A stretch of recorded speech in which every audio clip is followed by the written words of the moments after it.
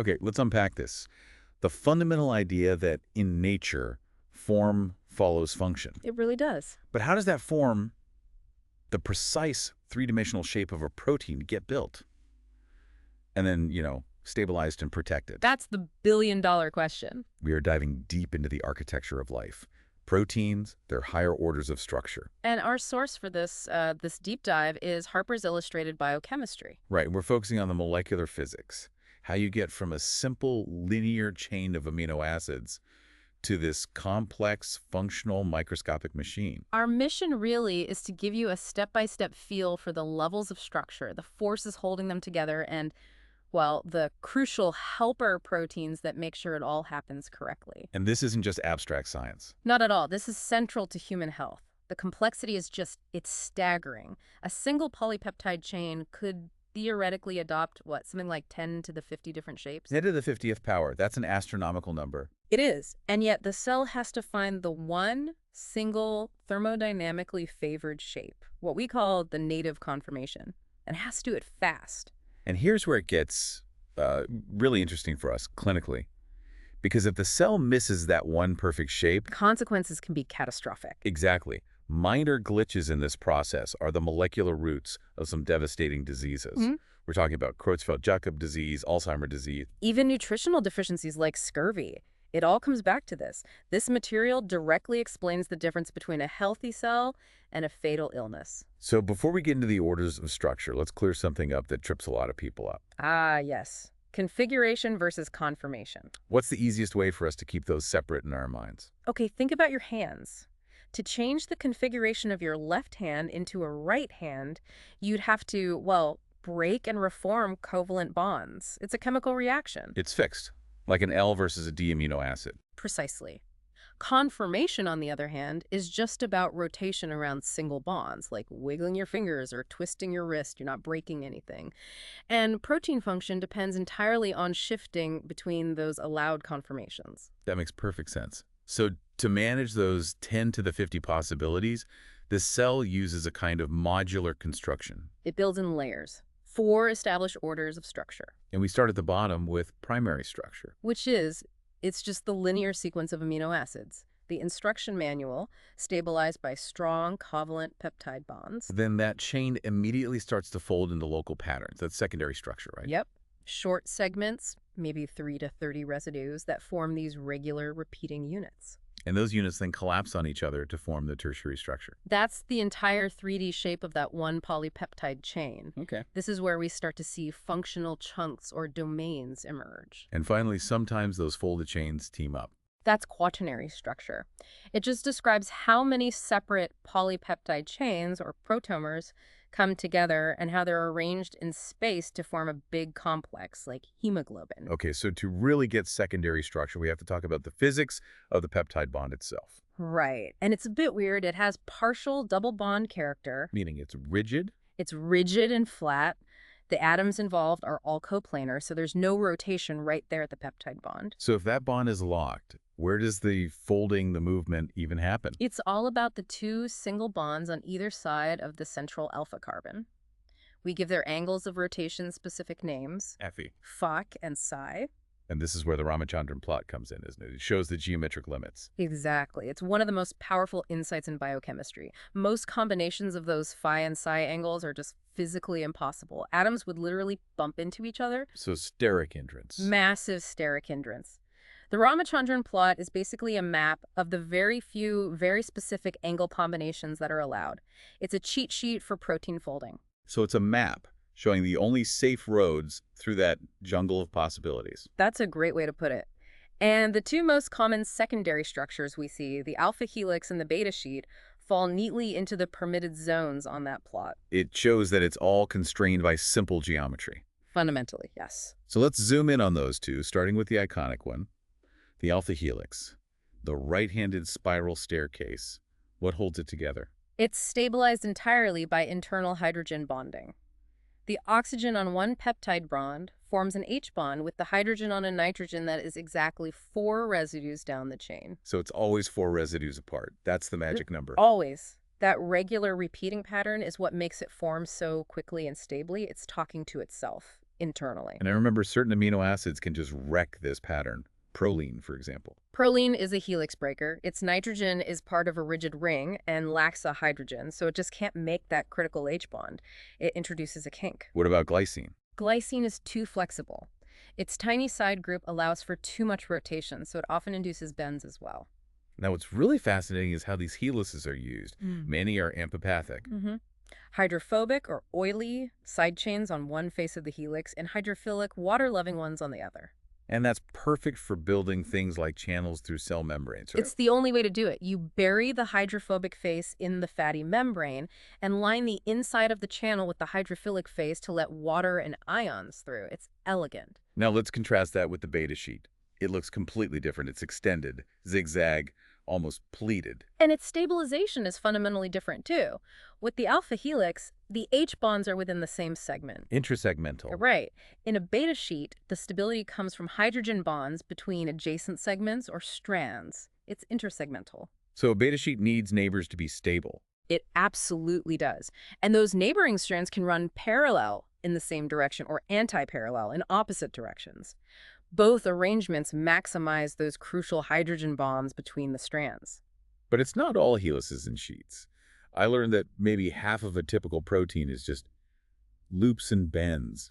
Are those just filler space? Oh, not at all. They are critically important. Think about beta turns sharp 180-degree reversals made of just 4 residues. These loops are often on the protein surface, acting as recognition sites. Like for antibodies? Exactly. Or they form supersecondary structures like a helix loop helix motif, which is a common module used by transcription factors to grab onto DNA. So once we have these local patterns, the cell has to organize the whole thing. That brings us to tertiary structure. Which is where those helices and sheets assemble into these larger functional units we call domains. And a domain is like a self-contained module that can do one specific job. Yes, like binding a specific molecule or anchoring to a membrane. A simple protein like myoglobin is basically one single domain. But the complex enzymes are more like a collection of these Lego blocks. I think of lactate dehydrogenase. A perfect example. It has multiple domains. One domain, the Rossmann fold, is specifically designed to bind the cofactor NAD plus but. A completely separate domain grabs the actual substrate. And evolution can just mix and match the DNA for these domains to create new proteins. It's genetic recycling. It's an incredibly efficient way to evolve new functions. And if multiple polypeptide chains come together, we finally hit quaternary structure. Now you're talking about the whole complex. You define its composition. Is it 4 identical subunits, or 2 of one kind and 2 of another, and their precise arrangement in 3D space? That's critical for functions like cooperativity. Okay, so once this massive structure is built, what's the glue? What holds it all together? It's overwhelmingly weak, non-covalent interactions. Individually, they're tiny, maybe 1 to 5 kilocalories per mole. Barely anything. But collectively, they are incredibly powerful. It's like Velcro. And the main driving force, the engine of folding, is the hydrophobic interaction. That's just the water-hating groups being shoved into the middle of the protein, away from the water. Exactly. That burial of hydrophobic side chains is what initiates the collapse into that molten globule state we talked about. Then, the fine-tuning of the shape comes from thousands of hydrogen bonds and salt bridges between charged side chains. But some proteins need something stronger, like a permanent lock, the covalent disulfide bonds. Absolutely. Those are different. They require an oxidation reaction to form and are much, much stronger. They act like structural staples, locking down both tertiary and quaternary structures. To really understand this, we need to see the blueprint.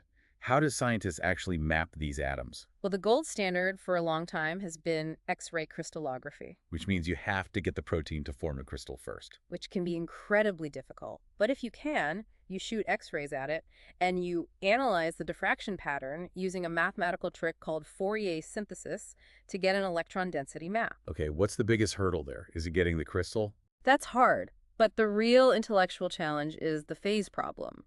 You get the intensity of the diffracted waves, but you lose all information about their timing or phase. So you know how loud the notes are, but not when they were played. That's a great analogy. The traditional solution was to add a heavy atom like mercury to provide a reference point. Nowadays, we often use computational methods if a similar structure is already known. And if you can't get a crystal, There's nuclear magnetic resonance, or NMR. Right, and its huge advantage is that it analyzes the protein in solution, which is much closer to its natural environment inside a cell. So no crystallization needed. And you can see it move. Yes, that's the real power. You can watch conformational changes happen in real time as the protein binds a ligand or performs catalysis. It gives you a view of the protein's dynamics. And finally, the game changer that won the Nobel Prize in 2017, cryo-electron microscopy. Cryo-EM. It was a revolution for studying huge, complex machinery. The problem was always that the powerful electron beams would just destroy biological samples. So what was the breakthrough? Flash freezing the sample in liquid nitrogen. It locks the molecule in a thin layer of ice, protecting it from the beam. This let us see things like the ribosome or entire viruses at near atomic resolution. It's like taking a snapshot of the cell's machinery in action. And you can take many snapshots from different angles. Then a process called tomography uses computer algorithms to stitch all those 2D images together into a stunning 3D model. Okay, so we have the tools, but let's go back to the speed. If the final shape is the most stable, why doesn't it still take forever to find it? Because it's not a random search. The cell uses a guided pathway. As the chain comes off the ribosome, local segments immediately snap into secondary structures. Which dramatically reduces the number of possibilities. Exactly. Then the hydrophobic parts all collapse away from water, forming that intermediate state, the molten globule. It has the general shape, but it's not perfectly packed. And from there, it just kind of rearranges itself into the final conformation. It's a rapid funneling process, but even with this guidance, things can go wrong. Those hydrophobic patches are sticky. If they're exposed for too long, they'll just clump together into a useless, insoluble mess. An aggregate. That's where the helper proteins come in. The chaperones. They assist in folding over half of all our proteins, primarily by preventing that aggregation. How do they work? Well, you have early responders like the HSP70 family. They bind to those sticky hydrophobic sequences right as the chain is being made, shielding them from the environment. And then there are the HSP60s, the chaperones. They look like a little cage. They are. They're like a little isolation chamber. They act later in the process. A misfolded protein enters the chaperone's central cavity, which provides a safe, private environment for it to try folding again correctly, without distraction. So beyond just preventing aggregation, there are enzymes that do fine-tuning. Two big ones. First, protein disulfide isomerase, or PDI. If a disulfide bond forms between the wrong cysteine residues, PDI comes in and catalyzes an exchange, letting the correct bond form to stabilize the native structure. And the second one has to do with proline again. Yes, the proline cis transisomerase, also called cyclophilins. Proline peptide bonds are made in the trans form, but sometimes they need to be in the cis form for a specific turn. Cyclophilins catalyze that flip. And that's clinically relevant. Very. Viruses like hepatitis C hijack our cyclophilins to fold their own proteins, so these enzymes are now a major target for new antiviral drugs. This whole system is amazing, but it's not foolproof. And when it fails, we see some truly scary diseases. Let's start with the most extreme, prion diseases. Prions are just terrifying. They cause fatal neurodegenerative diseases like Creutzfeldt-Jakob, but the infectious agent is just a protein. There's no DNA or RNA involved. It's a disease of shape. The normal host protein, PRPC, is mostly alpha helical, but when it touches the bad form, PRPSC. It undergoes a catastrophic conformational transformation. The normal protein refolds into a structure that is predominantly beta sheet. This new shape is incredibly stable, resistant to degradation, and very, very sticky. So it aggregates. It aggregates into these insoluble plaques. And the scariest part is that a single bad molecule, a single PRPSC, acts as a template, triggering a chain reaction that converts thousands of healthy PRPC proteins into the pathogenic form. A conformational chain reaction. Yeah. And that underlying mechanism, the toxic switch to a beta sheet structure, is seen in other diseases too. It is. Alzheimer's disease involves the misfolding of the beta-amyloid peptide in a very similar way. And you see it in diseases of chaperone deficiency too, like certain beta thalassemias, where a lack of a specific chaperone leads to toxic aggregation of free hemoglobin subunits. Let's look at another angle. Not just misfolding, but a failure of post-translational maturation.